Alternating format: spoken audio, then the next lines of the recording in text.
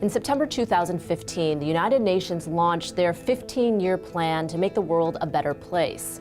The 17 Sustainable Development Goals are focused on improvement and longevity and are a focal point of UN Week in New York City. Additionally, a number of summits provide the opportunity for world leaders to cooperate in achieving these global goals. So what exactly are the world's biggest problems? Well, first and foremost, poverty is an inescapable issue for nearly all developing countries. Roughly 1 in 7 people around the world live on less than $1.25 a day, and nearly half of the global population lives on just $2.50.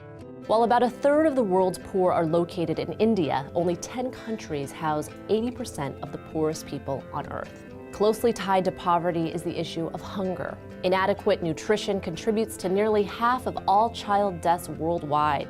And in regions like sub-Saharan Africa, 1 in 4 people are malnourished.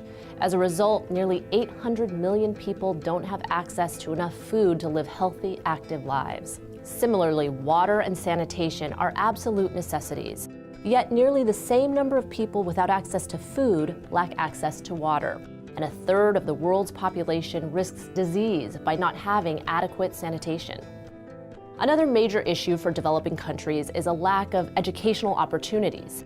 The UN predicted in 2011 that if all students had even basic reading skills, world poverty could be reduced by more than 10%. But illiteracy is an asymmetrical problem and affects considerably more women than men.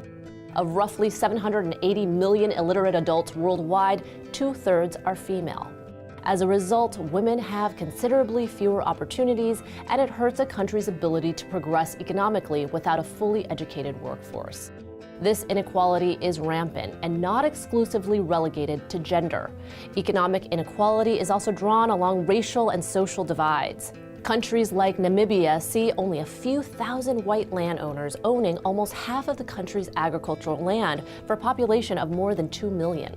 In fact, land distribution has become an increasingly relevant issue. With man-made climate change, deforestation, and overfishing, the rapid environmental decline might be too late to reverse. Although organizations like the UN have implemented standards and worked to save forests, oceans, and the atmosphere, it continues to be a serious issue for the international community. The UN Summit's 17 global goals span from micro to macro and hope to contribute to solutions for the world's biggest problems. Through communication, training, and financial support, it's up to influential world leaders and average citizens to seek to improve the world. Since addressing issues like poverty and hunger, most countries have made considerable progress on every set goal. So we know that the United Nations has been effective working on these issues, but how effective has it been? Find out in our video. The United Nations emerged after World War II with the objective of achieving a global balance of peace between world powers. Today, they have 193 member states, and they have roughly 100,000 soldiers or Blue Berets operating 16 separate peacekeeping missions around the globe. Thanks for watching TestTube. Don't forget to like and subscribe so you don't miss out. We'll see you next time.